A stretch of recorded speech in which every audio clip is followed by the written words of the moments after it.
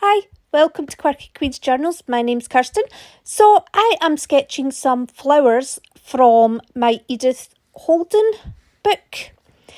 I've been watching Michele at the Creative Cove and she makes a lot of ephemera using her own sketches. So I was watching one and she was making little pockets with little flower sketches on them. So she's very accomplished. She draws lots of things. She draws little mushroom fairy houses, little animals, lots of flowers. And it was just really lovely watching her. And I thought, I could do with some drawing practice. So she says about trying to be very loose and draw very simply. So I'm trying to hold my pencil as high up as I can. And what I'm doing is I'm just using the pencil at the start because I am going to use a fine liner, a 0.2 fine liner with permanent black ink.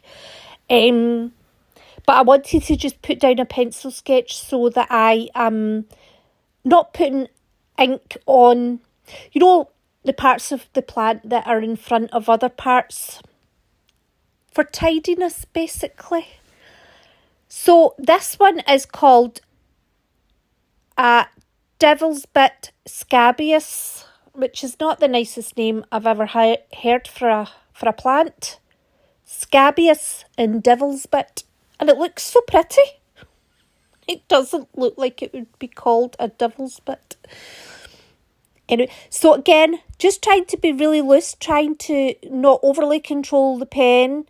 Trying to get that very delicate sort of flexible look that plants generally have. So I'm using overlay paper, which is 50 GSM. So it's designed for sketching. So it's got some transparency to it. And I'm going to put these on top of library cards and ink round the edges, and then I spray them with a sepia shimmer mica spray using a stencil, and I think I went a bit too far with the spray, but that's okay. Luckily I took pictures of them before I did that. What I'm doing here is I'm trying to give the suggestion of lots and lots of buds without actually drawing every single bud. I chose to use the Edith Holden book as reference because I thought what Michele at the Creative Cove was doing was quite unique actually. So she does make junk journals, but what she's doing is she's using her own art. And I thought, that's, it's great for practice, but it also makes your junk journal very unique. So I thought, well, Edith Holden is every junk journaler likes to have Edith Holden, decorative images. So I thought, they would be a good place to start to try and draw them. And also because she's already illustrated them, it is easier to use a reference of an illustration than it is to use the actual real plant, I find. But then in other ways with the real plant, I suppose you can pick out what you notice. But I loved doing this. I found it very relaxing, and I think the fact that it was already illustrated did make my job easier, and there was less decision making involved, so it was very relaxing, and it was good practice as well because I'm trying to be very aware of drawing what I see.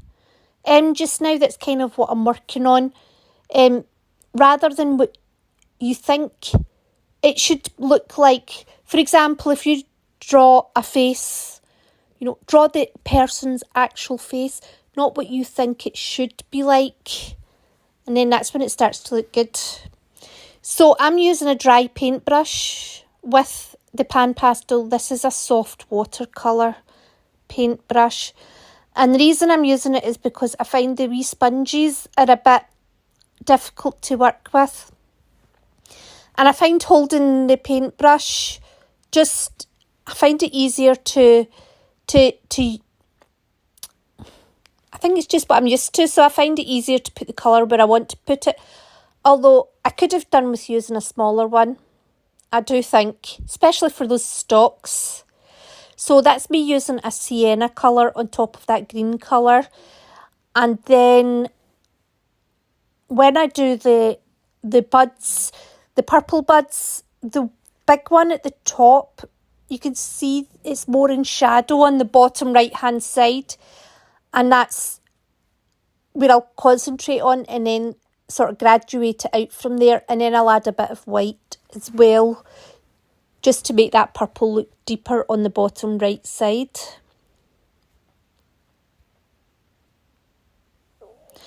So I did another 2 of the Edith Holden plants. Unfortunately, the way she labels the plants on the pages, it's actually difficult to know which plant she's referring to as that name. So this is the only one that I was certain about, so I didn't want to write down what the other ones were called. I don't want any horticulturists saying to me, oh, you're wrong, that's terrible.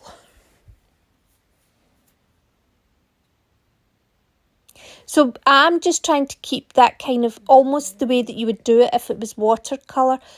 Please ignore the state of it. This is my, my sketchbook where I do all sorts of random things in. That's the back picture of alcohol pens. Drawn a chair in my living room. I don't have that wallpaper I was adding in fancy patterns. Anyway, that was a library card. You can see the lines of the library card through that overlay paper. It's nice. And I thought, right, I'll write in the name of the plant.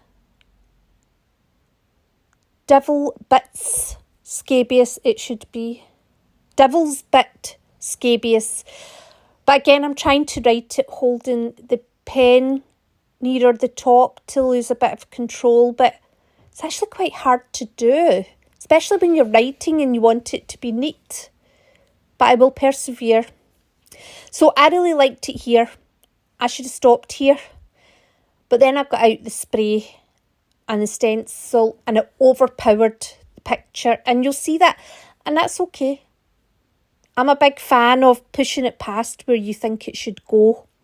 Because that's how you know what you like and what you don't like.